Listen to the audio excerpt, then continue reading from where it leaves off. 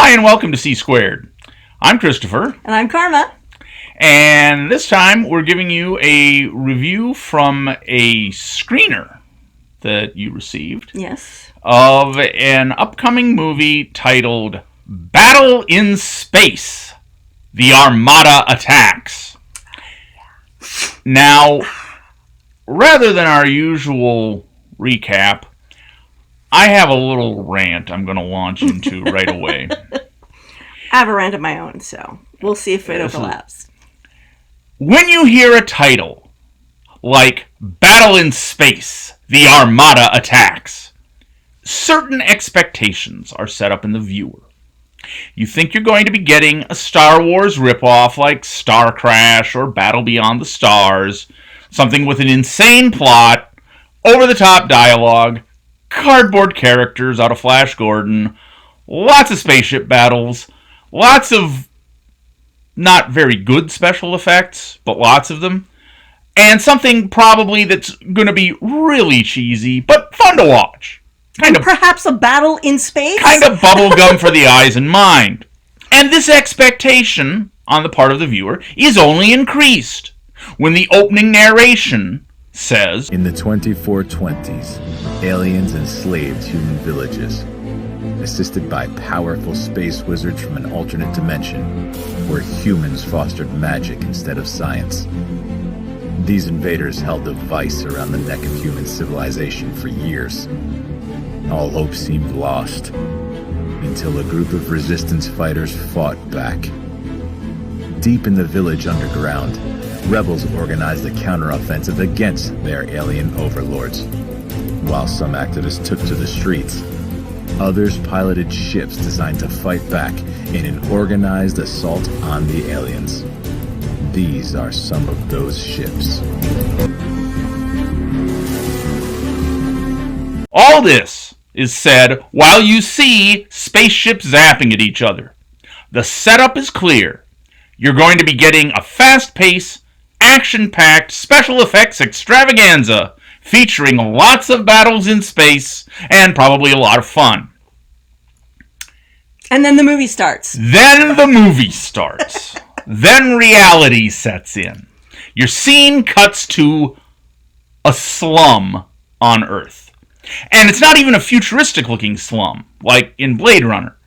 It's a real slum, like you could find in Los Angeles on Skid Row. In fact, it was probably filmed in Los Angeles on Skid Row. And you follow some scuzzy ex-cop turned private eye who even wears a trench coat. And some guy begs him to find his kid, and after this guy snarks at him, he does a little investigation and finds this little boy in a warehouse. And you're thinking, well, okay, this isn't what I expected, but okay. It's a low-budget movie, and probably this is like set up, and you can't have nothing but special effects, and this kid's probably going to be important later on in the movie, so, okay, this is your setup. And so you follow this PI as he meets with some other scuzzballs, and he tracks the kid down to the warehouse, and then some creepy-looking alien arrives, and the PI, the kid gets away, but the PI blows up the alien with a hand grenade and blows up himself. Then the scene cuts to some totally different-looking guy on a forest planet, and this person has tough guy dialogue like he's Humphrey Bogart, but he looks like Justin Bieber. With a beard. A bearded Justin Bieber. He hooks up with some other dude who has some, Jedi-type powers and even kind of dresses like a Jedi. Anyway, he's wearing a hoodie. And they talk about how they need to steal some crystal and return it to the Academy. And you're wondering, well, okay, is this guy with the beard like the little kid who grew up, or maybe the Jedi guy is the kid who grew up and this is all years later? And then it dawns on you. These stories are completely unrelated.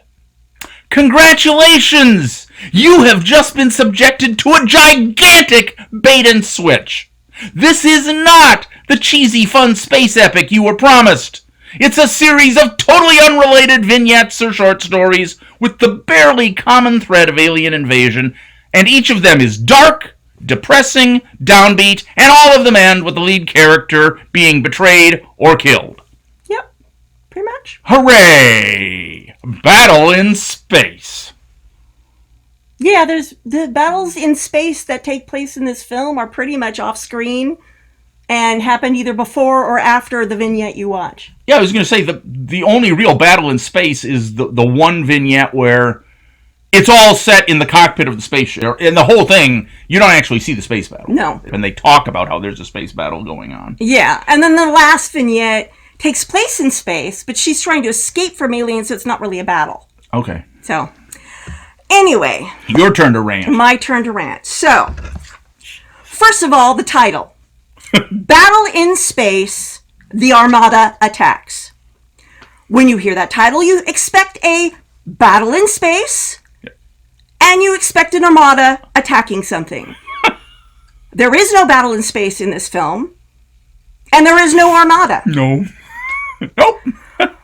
The preamble says that the entire film takes place in 2420. The third story clearly takes place in the near future, not in 2420. It takes place just basically in orbit of Mars, and they have tech that's not much different than what we have today. Yeah, that's right, yeah. The advertising and the preamble talks about space wizards. You never really see a space wizard, although I suppose the alien that tries to take the kid... Once. Well, the hologram that they see in a commercial. Yeah, he might be a space wizard, but he also says our benefactors, so he may not be a space wizard. So you think the actual alien that's trying to abduct the kid is the space wizard? I think so. It's hard to tell. Okay. All right. In IMDb and in all the marketing material, they promise that a group of rebels organize against their alien overlords by piloting fully loaded spaceships. Point 1, no group of rebels. Number 2, none of them organize. No. Number 3, maybe individuals fight against their alien overlords, but... Okay, I guess the private eye kind of does. Yeah. Yeah. And then by piloting fully loaded spaceships, I didn't see a fully loaded spaceship in the entire film, except for maybe belonging to the aliens. Well, yeah. Yeah. So... Yeah. It's... My biggest problem with this film is the marketing. It reminds me of when The Abyss came out. When I saw the advertisements for The Abyss, I thought, oh, I don't want to see this film. It's a horror film. Right. But my roommate convinced me to go see it. It's not a horror film. Not at all. Not even close. You maybe get tense at a moment. That's it. It's a science fiction film. Pure and simple. Well, it's about meeting aliens. Yeah, it's about meeting aliens, and they're friendly aliens, so it's like... Yeah. It bothers... The thing is, when the marketing sets up expectations, you're going to make the film fail when it doesn't meet those expectations. Absolutely. If, however, they had marketed this film as, this is an anthology of science fiction vignettes, it's very in feel like Metal Hurlant. Which was a French... Heavy metal. Which is... Heavy metal. It means heavy metal, but Metal Hurlant, the series... Oh, I always thought you meant the movie from the 80s. No, there's actually a series. It's a really good series. Okay. It was very short-lived, one season. It was made in France with American and British actors. And they would usually have 1 or 2 vignettes within each episode. And the only thing that linked all these stories together is that a comet would fly by one of the characters, and then it would go into the story. So even at the beginning of this film, they say, this is the frame, but the frame doesn't fit the vignettes. Yeah. It fits kind of the first vignette. Second vignette was the one about stealing the crystal. Completely different aliens, no overlords. If they were even aliens. They were like dudes wearing helmets. Yeah, and actually it was probably one actor who wore black jeans and a black turtleneck and a black fabric over his head and like a motorcycle helmet and had a voice like this. Yeah. And that was about it. Yeah. And so there were no overlords. Story number 3 takes place outside of Mars in the near future. I'm just saying how the framework doesn't fit. Okay. And then the third one it's hard to tell what was reality and what was Yeah. memory in that one. We'll go into that later. So, honestly, I think if the marketing had been different, I would have a much more positive Yeah. feeling about this film. Because Yeah. when you take each piece by itself, they aren't that bad. Yeah, I was going to say. Now, the individual vignettes aren't terrible. No. I mean, and the other thing is, the movie is really doing itself and its viewers a huge disservice, just as you say, by misleading them about what they're going to get. Yeah, I think there is a market for this Absolutely. kind of dark science fiction. Yeah. Especially these days, because the stories are all, to varying degrees, very dark. They end, most of them, in kind of a depressing way. Somebody But dies. somebody dies in every single one. one. But as I say, I think there's a market for that. Absolutely. If you tell people that's what they're getting, Yeah. I think that you'd get viewership Yeah. for this. But if you convince them that you're going to get a thing with spaceship and rebels and space battles And space evil wizards. alien and space wizards and I mean, alien if you say overlords, space wizard, there better be some magic in the film. it's totally misleading. Instead of Battle in Space, the Armada Attacks, I thought if they had named this something like Tales of the Conquered Earth, Yeah.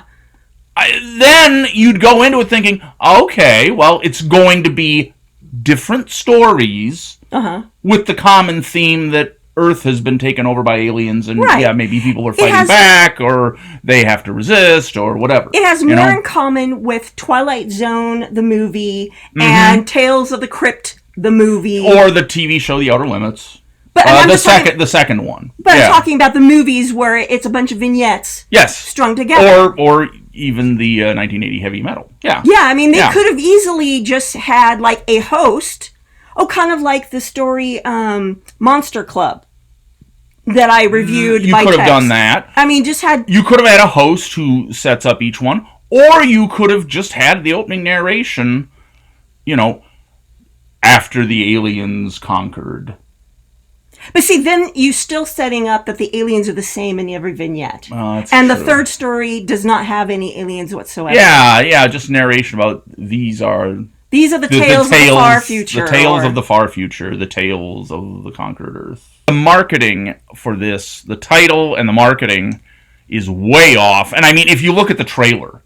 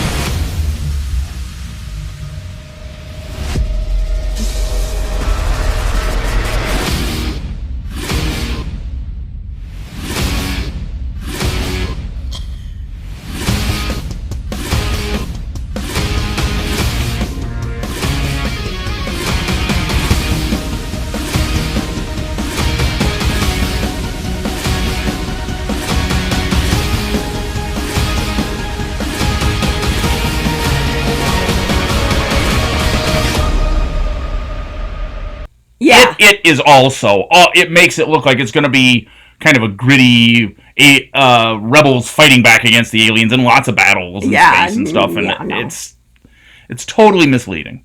It's much more drama-driven, in a way. Yes. Yeah. Well, do we want to talk about the different individual storylines? I would like that. Okay. I pretty much covered the first one already. But I haven't covered my thoughts on the first one. No, go ahead. So, the first one I thought was... Actually, all four of them, I think, are well written in a way. There were five. There were five. Which one am I missing, then?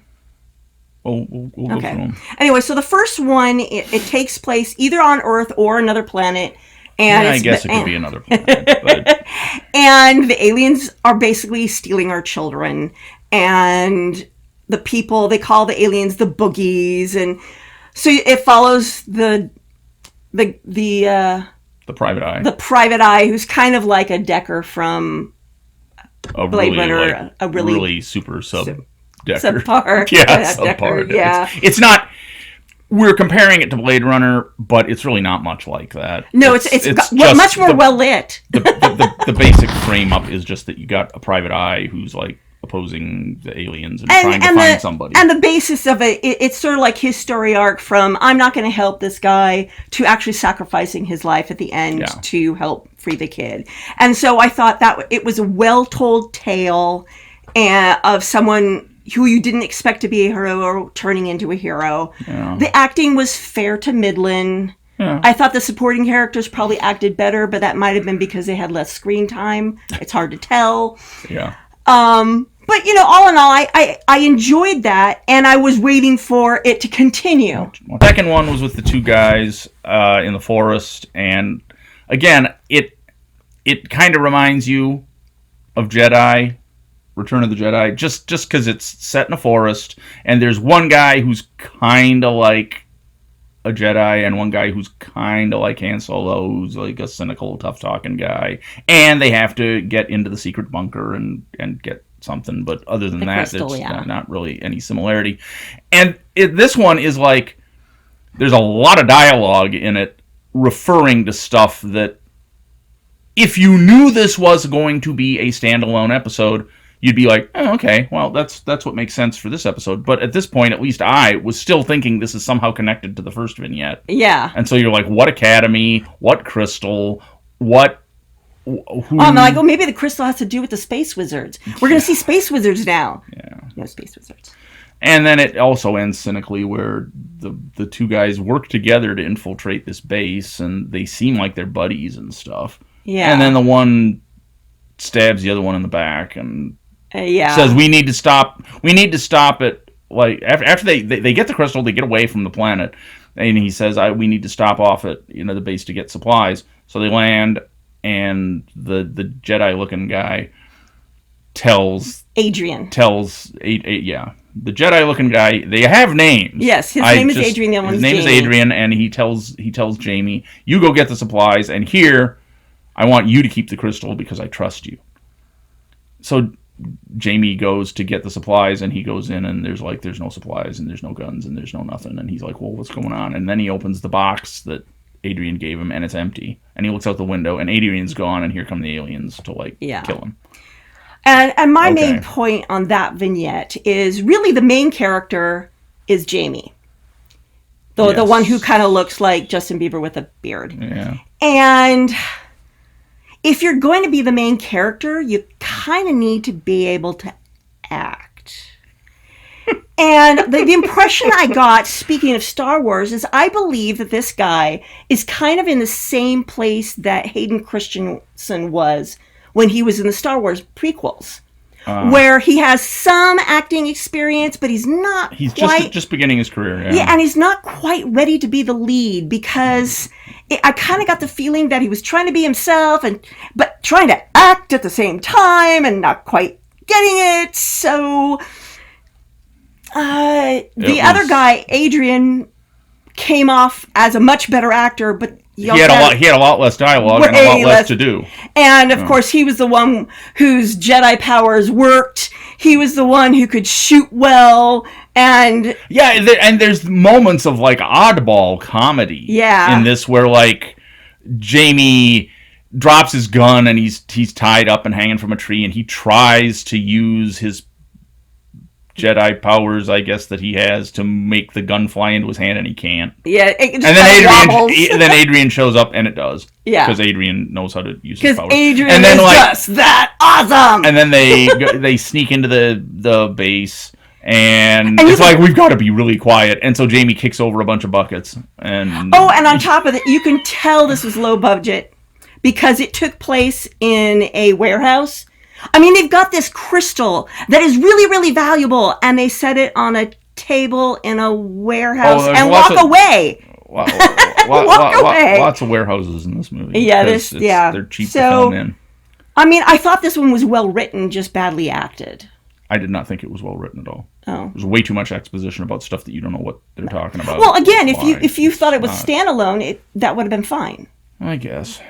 All right. Vignette number 3 was called the Agamemnon. If the other 2 vignettes had titles, they didn't show them on screen, or I didn't catch It was them. very, very short. Yeah, them. one of them I barely caught. Was something. So the Agamemnon is, it's like it's set in the very near future. Yeah. Like you said, like almost a contemporary if we launched a mission to Mars now. Yeah. So it's 2 guys and a woman, or 3 guys and a woman. There's the captain, and a woman who's a doctor, and then 2 other guys. And then it opens where we've apparently already put like a satellite or a space station in Mars orbit, and they're coming in their capsule and they link up with it. And then I think I missed it. Somehow one of the guys like goes down to the surface. Okay, so or he's already on the surface. Okay, this is what happens. So you've got them, they arrive at Mars. Then suddenly the woman is calling Earth and saying, there's a problem, but it keeps going, shh. And then suddenly the guy's on Mars, and he's walking on Mars. And you think he's on Mars, and then at some point... And he's walking on Mars, his alarm goes off, and he's running out of air, so he takes off his helmet. He collapses. And he can... And then he takes off his helmet, because like he's suffocating, and he takes off his helmet and discovers he can breathe on Mars. Yeah, and then shortly thereafter you discover that he's not on Mars, takes his helmet off, he fantasizes about his girlfriend, and then it cuts to him being in the hospital room. All right. And apparently he's insane, and they've sedated him, and he's come out of sedation. They put him back in sedation. He goes back to Mars, where he finds that one of his friends killed. Well, it turns out he killed his friend on the space station because he went crazy. And so the 2 other guys that are left have put him in an airlock. And it turns out the woman has a relationship with him and doesn't want to kill him. And then they blow him out the airlock, and that's the end of the story.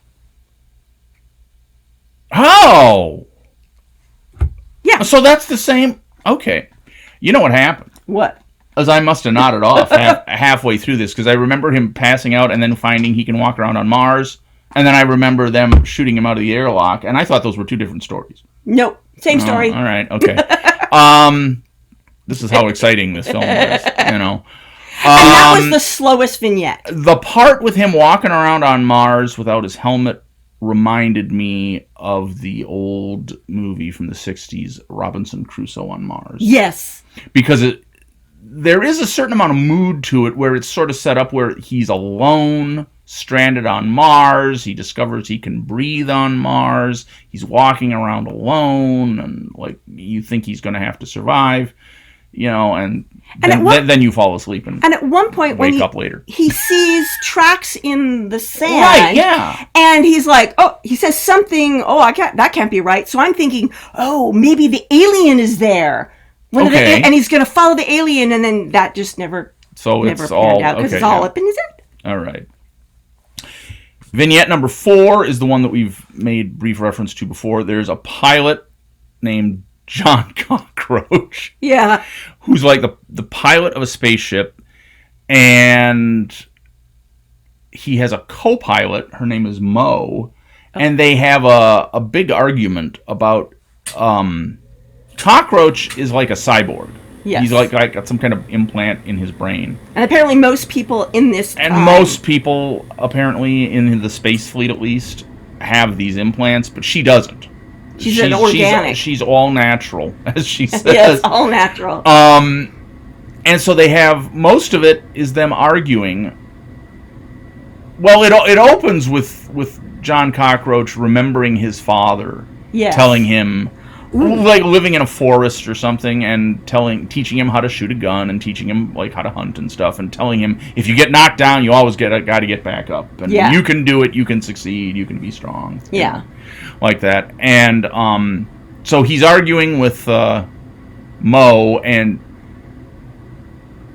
she tells him, "Look, the aliens have infiltrated all the cyborgs. They've programmed all you guys to follow their orders. In other words, and brainwashed you. And your memory about your father is totally false. Yes. That was put in there by the aliens to make you obey them. And part of a hive mind kind of thing. Right. So he's kind of not sure, but he's convinced kind of convinced of this, thinking, well, okay, I guess that could be right.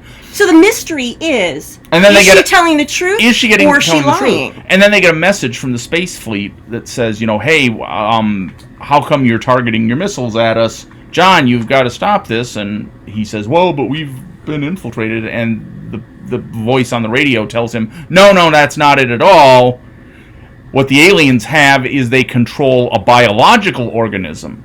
So our cyborg implants make us immune to the alien brainwashing, but normal humans are brainwashed by it. Yeah. So it comes down to who is John going to believe. Right. And he ends up believing the cyborgs. He kills Mo. And then it turns out, then the AI on the spaceship says, yes, just like my father told me, if somebody knocks you down, you always got to get up again. So it's like they all do have the same memories. So now this is actually, I thought, was the best of the vignettes. Yes, I would agree. I would agree. Yeah, better acted. The acting, better written. Lots of tension. Because you really do get this. Oh yeah, who would you believe? Yeah, and it's not a new story. I've seen other stories. In fact, it really reminded me of an episode of New Outer Limits that I've suddenly forgotten Data's actor's name. Brent Spiner was in, where he convinces this guy to kill his alien overlord because he's going to free all the slaves, and it turns out, no, he's just basically working for a rival alien overlord, and so he basically screws the main character. But I liked the tension. Yes. The main character who played John Cockroach, he looked familiar, but I can't tell you whether he is or not because he's not listed in the IMDb listing of this film, and I couldn't find any information about him elsewhere. However, the guy who plays the father in the memory is played by Eric Palladino. Right. Who apparently was in ER and Joan of Arcadia, neither of which I've seen, but I recognized him from Castle. The second iteration of Cupid, because there were two versions out. They did the same episodes with new actors. I don't know why. Fringe and a wonderful little one-season wonder called Reaper. But so he's been around for a while. This is Eric Palladino? Eric Palladino. Yeah, he's also been on, most recently on NCIS Los Angeles. Yeah, he's been in a lot of stuff. He's been around, yeah. Yeah, so he added some gravitas to it, too. I just thought it was just a very well-told story, and I really enjoyed that one. Yeah, that one was a good story. And then the fifth vignette was called the Cavante, and it was something about a woman fighter pilot, and I fell asleep. Okay. So the last one starts off with a woman. She jumps into a little spaceship, and she's escaping from the aliens, and her spaceship's talking to her, and then she starts remembering her life back on Earth as a teenager, and she has a younger brother who likes to play this game, like, if I can walk these 3 lines, we're gonna have chips for dinner. And so they get home, and he asks his mom, what do we have for dinner? She goes, chicken. He goes, just chicken? Oh, and chips. If I can score 3 times in a row, you'll automatically pass. No way. Oh yeah. Get out. 2 and...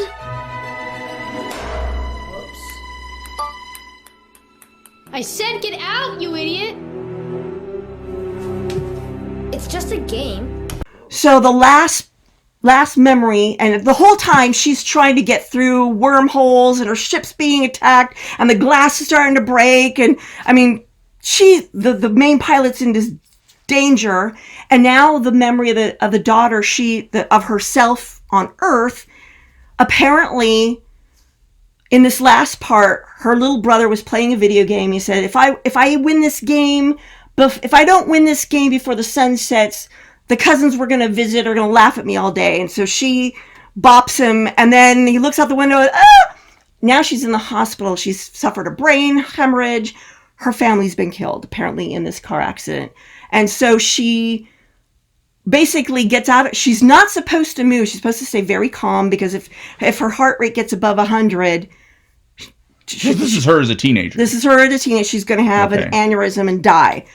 So the doctor goes away. She gets out of her bed, unlocks the room where all her stuff is. She finds the video game. And so she looks, the sun hasn't set yet.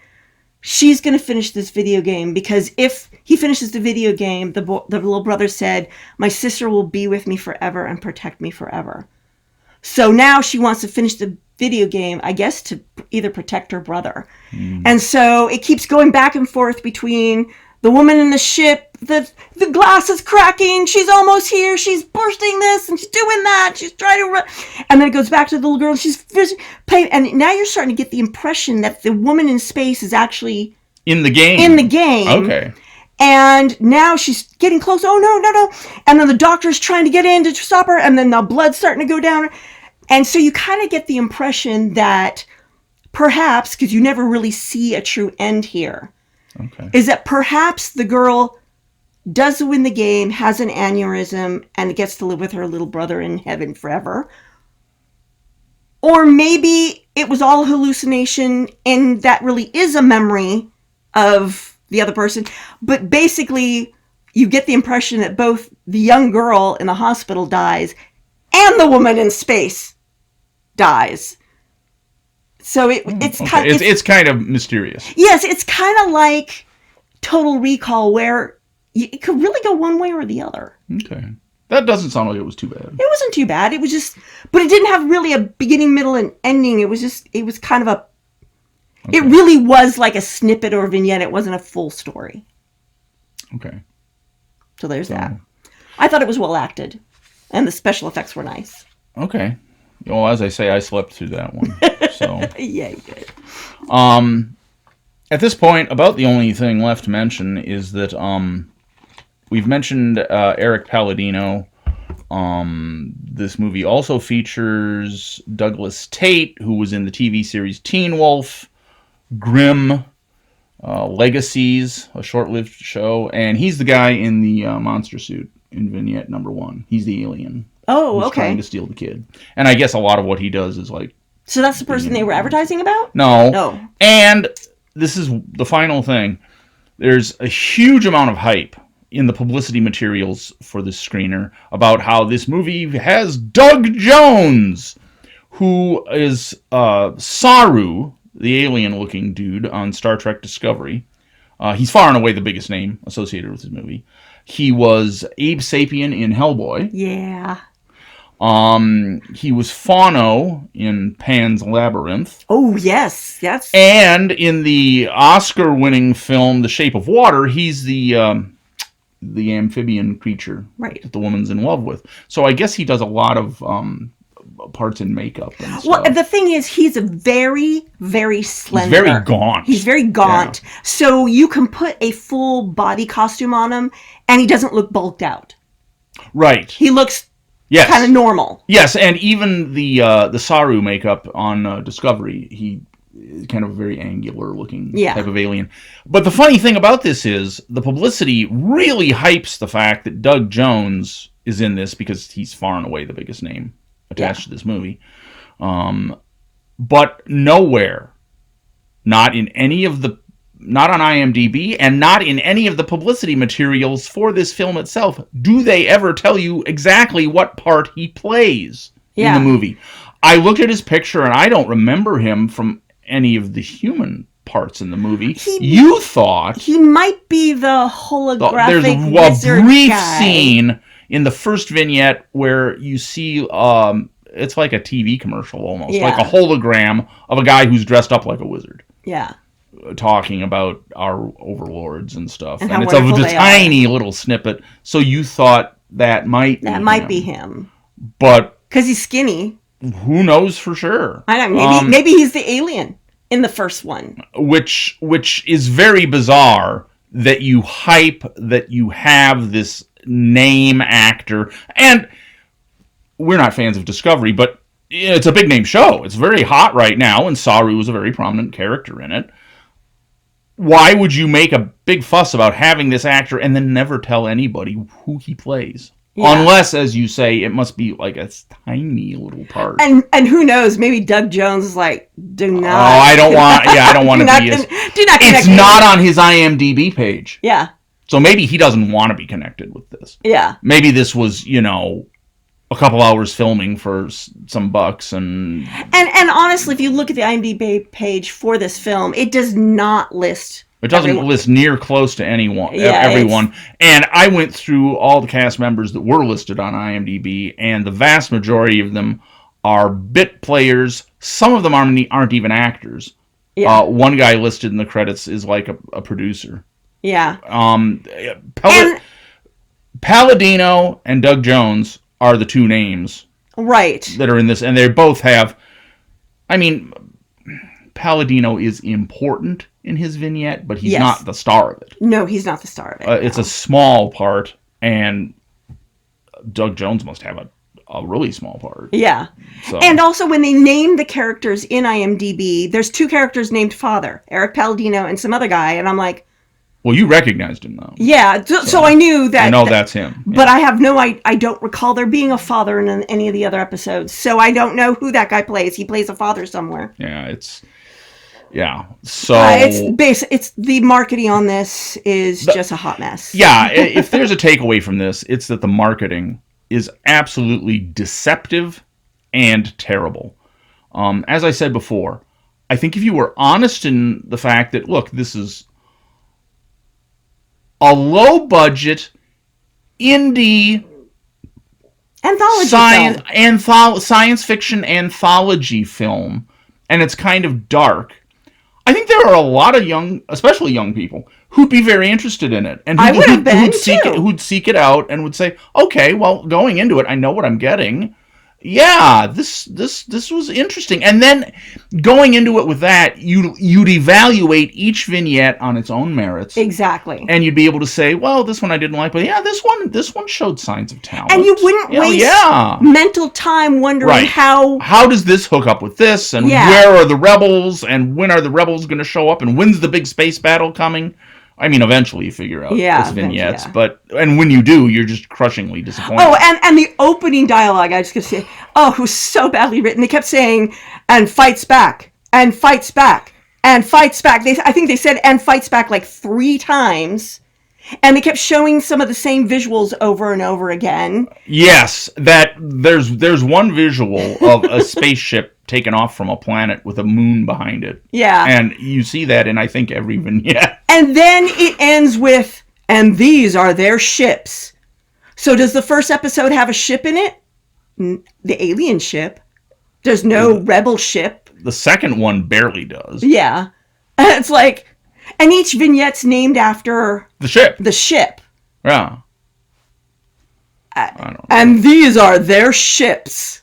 Not these are their stories. Yeah. Which would at least be honest. And these are their ships would work if each story centered... Well, it's about a spaceship. Yeah, centered on a ship. But... No, it didn't. I don't know how fair we've been to the film in this review, but honestly, they weren't fair to us. Yeah. They weren't fair to us. They're not fair to you as the potential viewer. It's not just that it's a badly chosen title. You look at the trailer and the whole thing is like deliberately deceptive to try to suck in people who are looking for a fast-paced alien shoot 'em up. And it's not. It's got thoughtful pieces to it. Yeah. And I don't know. The marketing team, I think, is really doing this movie a discredit because, as we've said, if you told people what they were getting, people would be interested. This is how I kind of look at it.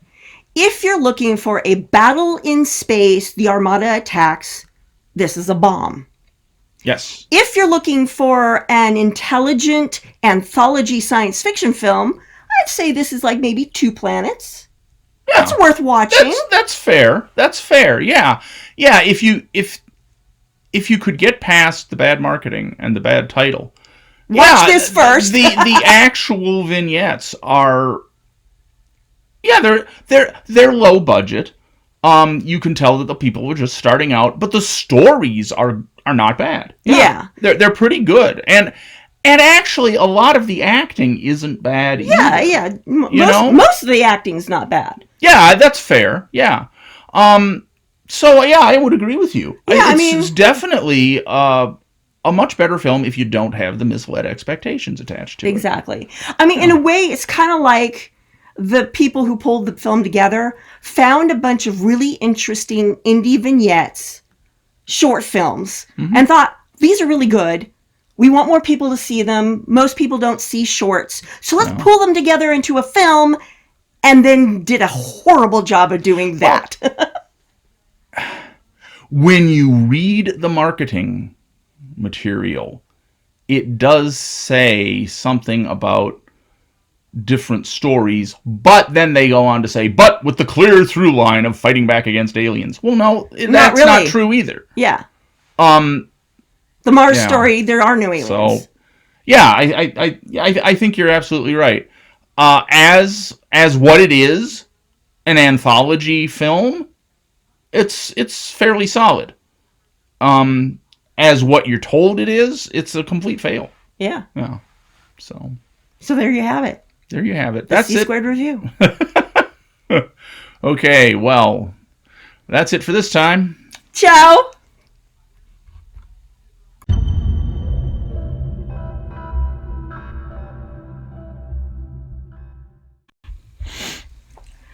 Anytime, sweetie. Hi, and welcome to C-Squared, Reviews Beyond the Speed of Light. In 2024, after aliens and powerful space wizards have enslaved humanity, a group of resistance fighters organize a counterattack against their alien overlords and launch an armada of spacecraft in a battle for supremacy in space. Yeah. So you get to tell us. This is about actually that the one. fourth vignette because you thought one vignette was Right. 3 vignettes. No, there's 5. No, there's one. There's No, 4. No. The Private Eye on Earth. Yes. Jamie and Adrian. Yes. The Agamemnon. Which is the Mars on the story. Mars one. Yes. John Cockroach. Oh, okay. And then this one. Right. That's okay. 5. All right. So the 5th. All right. So we both got our wires crossed. Anyway. I thought there were 4. You thought there were 4. I thought there were 6. Okay. Okay. There's actually 5. Okay. Yeah. And then Conquered Earth is also because I think somebody. All right, but you know what I mean. Yes. It would at least tell you that each of the stories is about aliens oppressing people. Except that one of them isn't. The one that takes place around Mars is about... it's about space exploration. Yeah.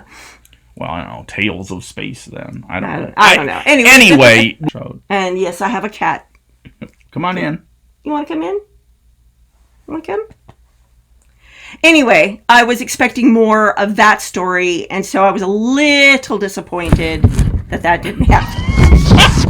Well, that's our Tales of the Cat. Yeah, Tales of the Cat.